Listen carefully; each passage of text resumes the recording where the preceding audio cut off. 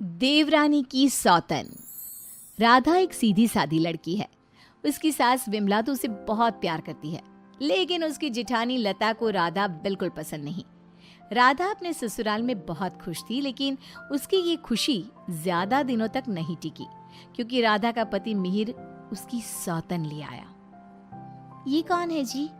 आप किसको घर पर ले आए? ये इस घर की नई बहू और मेरी पत्नी सोनाली है। क्या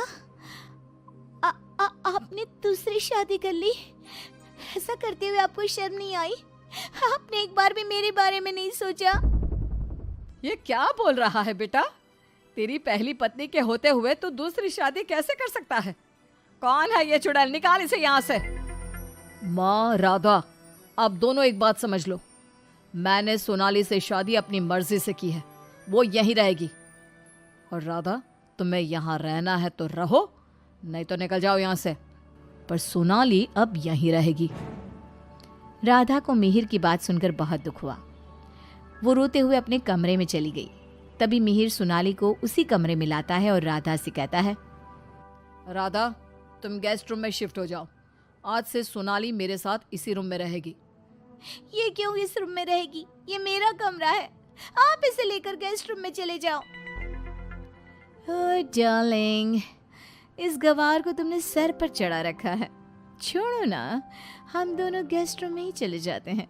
वैसे भी इस रूम का इंटीरियर डिजाइन मुझे खास पसंद नहीं आया। ओके डार्लिंग, जैसा तुम कहो। मिहिर उसे लेकर चला जाता है और राधा कमरे में बैठकर बहुत रोती है। तभी वहां पर विमला और लता आ जाती हैं।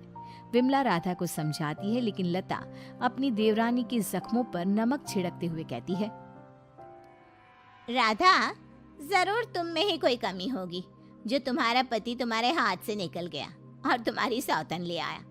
मेरे पति तो बिल्कुल वैसे नहीं है, वो किसी दूसरी औरत को आंख उठाकर देखते तक नहीं है।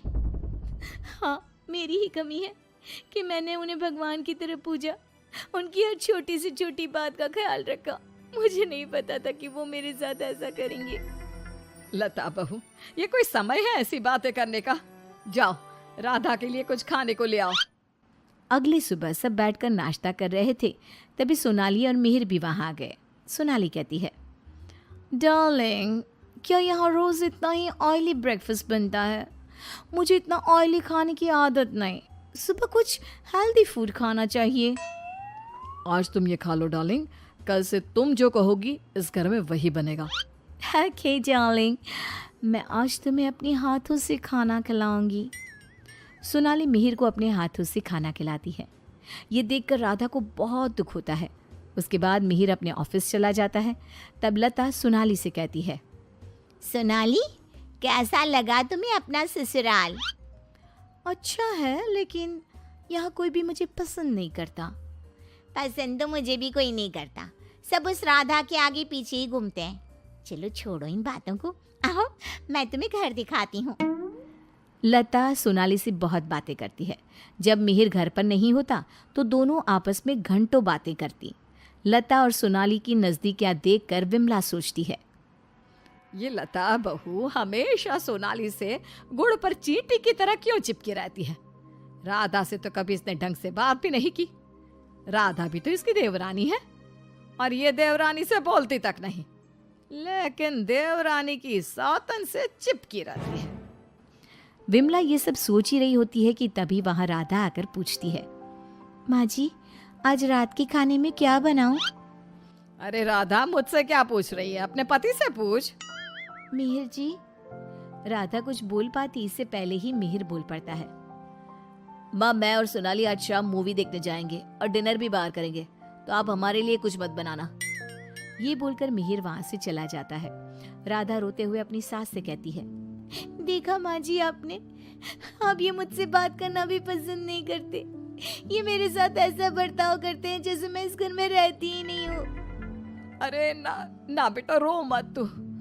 उस सोनाली का जादू इसके सर से उतरेगा ना तो ये फिर से तुम्हारे पास ही आएगा। शाम को मिहिर सोनाली को आवाज देता है, सोनाली, सोनाली जल्दी बाहर आओ, इतनी देर करोगी तो मूवी शुरू भी हो जाएगी। ओह डार्लिंग, तुम तो तैयार भी नहीं होने देते। देखो, कैसी लग रही हूँ मैं? हमेशा की तरह बहुत खूबसूरत। अब चलो जल्दी करो, बहुत देर हो रही है। मिहिर सोनाली के साथ चला जाता है। ये सब देखकर राधा बहुत रोती है। इसी तरह एक दिन सभी बैठकर खाना खा रहे होते हैं कि तभी मिहिर सोनाली से कहता है, सोनाली, कल मैं ऑफिस नहीं जाऊंगा, कल हम शॉपिंग पर जाएंगे। ठीक है डार्लिंग। बेटा, राधा को भी शॉपिंग पर ले जा, उसके सारे कपड़े पुराने हो गए हैं और वो दिन भर घर के कामों में लगी रहती है, कहीं बाहर ही नहीं जाती। बाहर जाएगी तो उसका मन भी बहल जाएगा। क्या कह रही हो माँ? मैं राधा को लेकर बाहर जाऊंगा? कभी नहीं। सॉरी माँ, लेकिन मेरे पास टाइम नहीं है। मैं आपको रुपया दे दूंगा, आप चली जाना उसे लेकर। बेटा, तू तो राधा को बिल्कुल भूल गया है, मगर ये याद रख, वो आज भी तेरी पत्नी है और इसी घर में रहती है। हाँ तो वो क्यों रह रही है इस घर में? चली क्यों नहीं जाती? राधा, अगर तुम चाहो तो मैं तुम्हें तलाक दे सकता हूँ। तुम ठीक से सोच लो और अपना फैसला मुझे बता देना। बदले में जो चाहो वो मैं तुम्हें दे सकता हूँ। मिहिर की बात सुनकर राधा के ऊपर मानो बिजली सी गिर गई। इसी तरह कुछ दिन बीत गए। राधा अब बहुत दुखी और चुप चुप रहने लगी। एक रात विमला किचन की तरफ पानी लेने जा रही थी, लेकिन किचन में से बातों की आवाज सुनकर वो बाहर ही रुक गई और सोचने लगी, अरे ये इतनी रात को कौन बातें कर रहा है? ये तो लता और सोनाली की आवाज लग रही है। ये दोनों इतनी रात को क्या बात कर रही है? ध्यान से सुनती हूँ तब पता चलेगा। वो दोनों की बात ध्यान से सुनती है। सोनाली लता से कह रही थी, देख मेम साहब, तेरे देवर को मैंने तेरे कहने से पटाया था, मैंने तेरा काम कर दिया। अब तू मुझे बाकी के रुपए दे दे, नहीं तो तेरे घर वालों को तेरी सारी सच्चाई बता दूंगी। अरे तू ज्यादा चालाक मत बन, मैं तुझे पहले भी कई सारे रुपए दे चुकी हूँ, अब और रुपए नहीं दे सकती। तुझ जैसी लड़की को इतना अच्छा घर दे दिया, इतना अच्छा पति दे दिया, और क्या चाहिए तुझे? विमला दोनों की बात सुनकर समझ जाती है कि दाल में कुछ काला है। वो सोनाली की जन्म कुंडली निकालने में लग जाती है। तब उसे सोनाली की सच्चाई पता चलती है। एक दिन विमला सारे घर वालों को बुलाती है और कहती है, मिहिर, तुमने सोनाली से शादी कर ली है, ये बात हमारे रिश्तेदारों को भी तो पता चलनी चाहिए ना। मैं तुम दोनों की शादी की खुशी में एक छोटा सा प्रोग्राम करना चाहती हूँ, जिसमें मैं सारे रिश्तेदारों को बुलाऊंगी। सोनाली, तुम भी अपने रिश्तेदारों का नाम और पता बता दो, मैं खुद उन्हें निमंत्रण भेजूंगी। ये सुनकर सोनाली घबरा जाती है। तभी मिहिर कहता है, माँ, सोनाली का कोई रिश्तेदार यहाँ नहीं रहता, वो सब अमेरिका में रहता है। सोनाली खुद अमेरिका से आई है, इसलिए आप बस हमारे रिश्तेदारों को ही इनवाइट कर दीजिए। मिहिर, तुम बहुत भोले हो, तभी तो इस 420 सोनाली ने तुम्हें आसानी से बेवकूफ बना दिया। यह कोई अमेरिका से नहीं आई, ये जेल से आई है, और इसके घर वाले भी एक नंबर के चोर हैं। ये और इसके घर वाले लोगों को बेवकूफ बनाकर घर लूट कर ले जाते हैं, और इसको तुम्हारी जिंदगी में लाने वाली है लता। लता, अब तुम बताओ, क्यों किया तुमने ऐसा? हाँ, मैंने ही सोनाली को रुपए दिए थी कि वो मिहिर को अपने प्यार के जाल में फंसा ले और मेरी देवरानी की सौतन बनकर इस घर में आ जाए। लेकिन भाभी, आपने ऐसा क्यों किया? क्योंकि मैं जलती थी तुमसे। घर के सभी लोग और माँ तुमसे प्यार करते थे, मैं तुमसे बदला लेना चाहती थी, इसलिए मैंने ऐसा किया। भाभी, आपको शर्म आनी चाहिए। आपने मेरा घर बर्बाद किया, मैं आपको कभी माफ नहीं करूंगी। सारी सच्चाई जानने के बाद मिहिर सोनाली को घर से निकाल देता है और राधा से माफी मांगता है। राधा, मुझे माफ कर दो, मैंने तुम्हारे साथ ठीक नहीं किया। मिहिर, मैं तुम्हें माफ नहीं कर सकती और ना ही तुम्हारे साथ रह सकती हूँ। मैं जा रही हूँ ये घर छोड़कर। लेकिन राधा, इसमें मेरी क्या गलती? ये सब तो भाभी ने किया है ना, मैं तो बेकसूर हूँ। अगर सोनाली सच में अच्छी लड़की होती तो क्या तुम उसे छोड़ते? कभी नहीं। और इस बात की क्या गारंटी है कि कल तुम्हें सोनाली से अच्छी लड़की मिलेगी तो तुम दोबारा ऐसी गलती नहीं करोगे?